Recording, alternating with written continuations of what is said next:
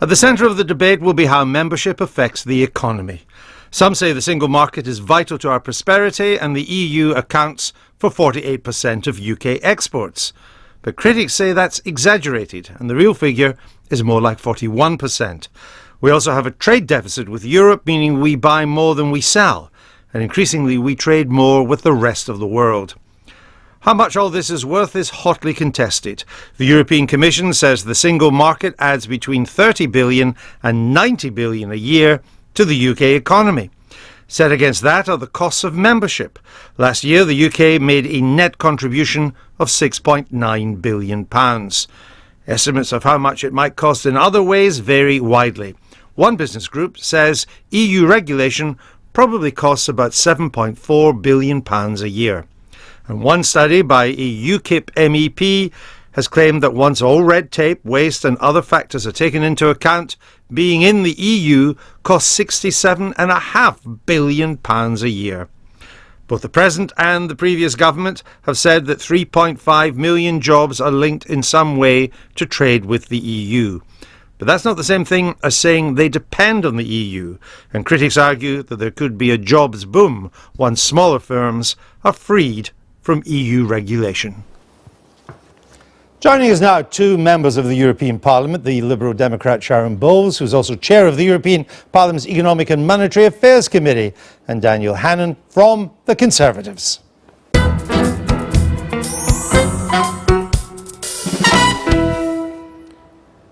Daniel Hannan, what makes you think that the rest of Europe will agree to a major repatriation of powers back to Britain? I have no idea whether they will, and anybody who tells you with Olympian authority that either they will or they won't is deluding himself or deceiving his listeners. You mean like the Europe Minister? We will only know when the question is put. I've spent 14 years, Andrew, in Brussels asking people on what terms would where would the moment come where you wanted Britain to leave, and the only honest answer is we'll know when the moment comes.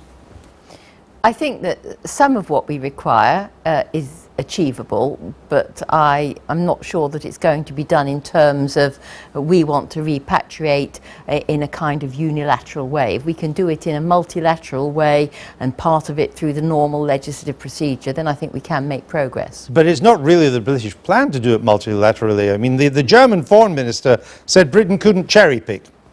The French foreign minister said Britain's like joining a football club then waiting to play rugby. I mean, these are not encouraging signs. And not a particularly friendly way of putting it. And if that is the attitude in the end, then of course I'll be campaigning to leave, and I hope that British people will have the common sense to see that we can have a friendly relationship based on complete membership and participation in the single market, as the Swiss have, but on the basis that we run our own affairs.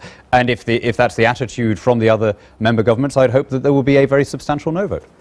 Well, to continue the metaphor of football, I think the problem with what we've done now is that we've invited the opposition team into the dressing room before the game and given away all our strategy. So those that don't want to give us things can gird their loins and be ready. But some of it is achievable, and I think that to talk about it in unilateral ways is wrong. There's a lot to negotiate. Should we have gone about this trying to wrap it up in a grand reform of Europe rather than saying, we're Britain, we want this, we want this, we want this, whether the rest of you want it or not? But actually, that is what the Prime Minister is doing. What he is doing is wrapping it up in what you call a grand reform.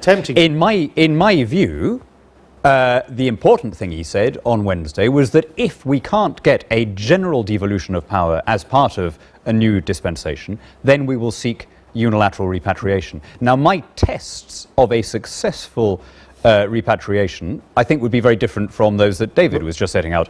I think it's very important that we should be able to sign independent trade agreements with the bits of the world that are growing. He ruled that out, didn't he, really? Well, effectively. But ultimately it won't be he or I who decide this, it'll be the electorate. But I think it is critical when we are confined in this dwindling customs union that we have the freedom to trade abroad. I think it's critical that our budget contributions fall. They have wiped out all of the austerity savings that we've made at home. And I think it's critical that we have the supremacy of British law on domestic issues in the United Kingdom. Those would be my tests. Isn't there a danger if the Europeans treat our request for repatriation with contempt, or what we think seems like contempt, it'll only fuel Euroscepticism?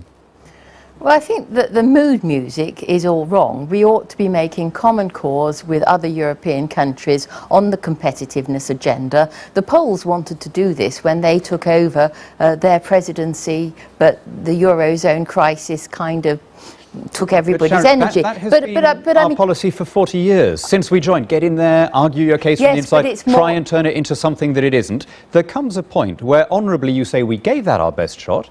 The others are not going to completely rip the thing up and have this sort of national model that we would like. And therefore the question that is in our gift is, are we going to be part of what they're doing? If not, what kind of relationship can we have with them? You're ignoring there the changes that have already happened. If you take one of the chestnuts, which is the Working Time Directive, if you look at the countries that are in programmes because they've got into difficulties, the structural reforms that they are making means that they are having to open up their labour markets in a way that they have not before. So that next time round, they're far more likely to be talking in the same line as UK. So in the years that you and I have been in the European Parliament, Britain has assimilated more than 3,000 EU directives and regulations every year.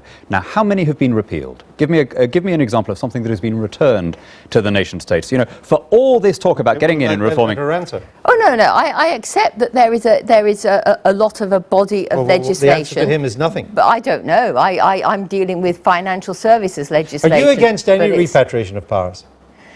I'm not against it, but if the EU choose to not have something in a given area, then it's automatically repatriated for everybody. And I think if we talk about it in those terms, we stand much more chance than if we want to unilaterally just grab it back for the UK and never mind what happens to other people. And it's clear that if repatriation is not substantial, you will campaign to leave in the referendum. Yes. And do you think you will carry the bulk of the Tory party with you on that view? I think so. That is the current opinion poll evidence of the members, of the MPs, and more importantly of the Conservative voters. But actually, I don't think that is the key question. The key point, as David Liddington said, is not whether the Tory party votes to accept or reject it, it's whether the British people as a whole do. And if 14 years in the European Parliament has taught me anything, it's that people are wiser than their leaders. And the problem we have had as a country is we have left it to mandarins and ministers to decide whether the deal is good enough. Okay. I will repose my trust in the British people to get this one right instead. We'll leave it there. Thank you both. You're watching The Sunday Politics.